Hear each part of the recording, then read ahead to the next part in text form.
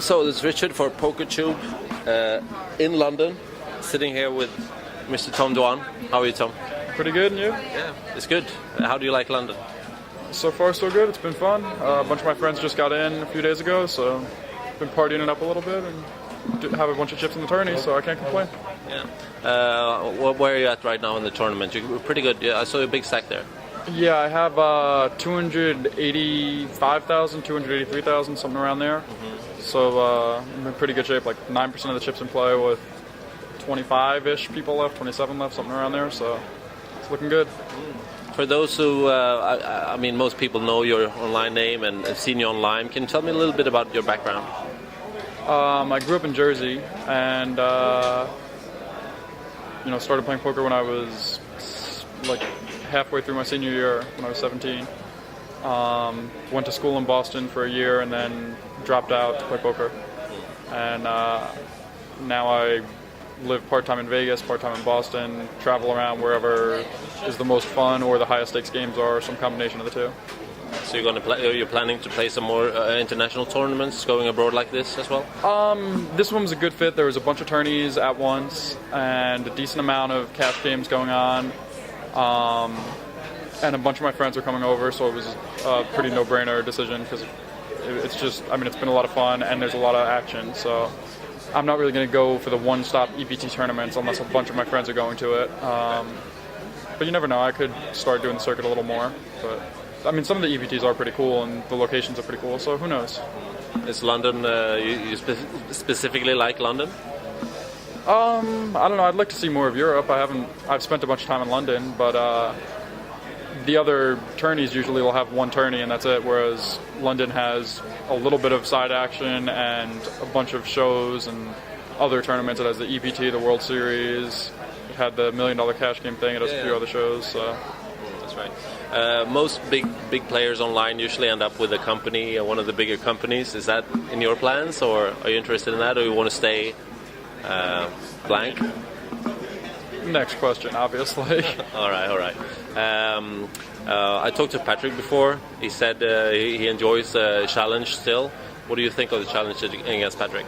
Yeah, I mean, we've been fairly unlucky that we just have not had schedules that matched.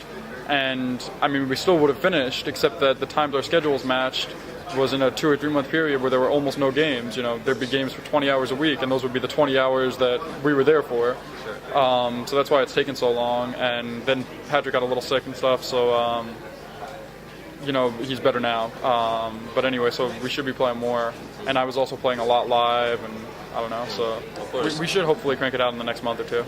And I'm very surprised it's taken this long, and I think Patrick is also, but it's okay. I mean, there's no rush, is there? I mean, obviously it would have been a little more fun if we had finished it in a month and a half, like I had expected, and Patrick maybe expected 2 months or whatever. But things come up, and it just so happened that there weren't many games when we started it, and the games only happened to be when we were playing, and then there were a ton of games for a few months when it seemed unlikely there would be. So, I mean, if I have the choice of playing, huge stakes PLO like we were in Bobby's room, where there was a few $1 million on the table, versus large number of people, or playing just Patrick at 200, 400, obviously I'm going to choose the Bobby's room games. So. I mean, I think he's also in no rush at the point. You get to the end eventually. He said something about, in the beginning, you were more of a stronger favorite due to the 4 tables at once. Do you think it's changed a little bit? No, I think he exaggerated that. I never really thought that 4 tables at once gave me an advantage. I just thought if I'm going to play someone who's really good, either my advantage is small and I want to have 4 tables so I'm still making a decent amount an hour, or he's better than me and I want to learn at a faster pace than I would learn playing 1 table. So I'm never going to really choose to play a good player on 1 table for a long period of time. If I think someone's pretty good, I'll still play them, but it's going to need to be more and more tables so that it's worth it. Obviously, if it's someone who's just going all in every hand, sure, they can 1 table, we can play really slow, whatever they want. But playing someone like Patrick, I'd want to play multiple tables so that I can learn faster, or if I'm winning money, win money faster, whatever it may be. On PokerTube, I've been able to see a lot of different scenes, a lot of different shows you're taking part of. Is there time for anything else on poker in your life? There's a little bit of time for other stuff, yeah. Don't you think you play too much sometimes? No, I don't. I haven't really. I mean, this year I played a bit, but I was not putting in enough hours for a while there. I mean, I was putting in maybe 15 or 20 hours a week for a while, but in the last year and a half or so, I've put in a ton of hours. Before then, I was definitely slacking a bit, but... Is that something you think of? I mean, what do you do in your spare time when you're not playing poker? I mean, I just was in Spain vacationing for 12 days or something, and then came here a little early, and a bunch of my friends are here.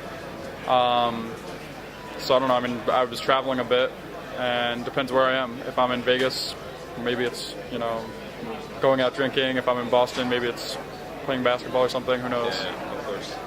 So how does the future look for Tom Dwan? Surfing. That's my next. Surfing? My next spot. Especially that windsurfing thing. Yeah. We were in Marbella and we saw a bunch of people windsurfing and it looked super cool. I mean, I'm sure I'd wipe out really hard and then, you know, be a little unhappy with it or whatever, but I'm going to try it. It seems fun. So. I mean, I think windsurfing is... surfing came from the States, of course, but windsurfing has been big for many years in Europe and so on. Yeah, I mean, surfing I've done like a very small amount of, but I want to get better at it, but windsurfing looked super cool. So would you hire a personal trainer to get you fit enough to do it? I'd probably just go once, and if I liked it, then get a good trainer person or something like that. I don't know, it seems fun. Yeah, it's fun. All right, it was great talking to you. What do you think of your chances to make it here? Are you just going for the first prize, or how are you going to play it? I'm going to try to win. If I get second, I get second. I mean, all the money counts, so first would be best, obviously, but if I get second, I won't be that unhappy with it, so we'll see. Excellent. Hopefully I win. Good luck to you. Hope to see you soon. All right, nice to meet you. Take care. Thank you, Tom.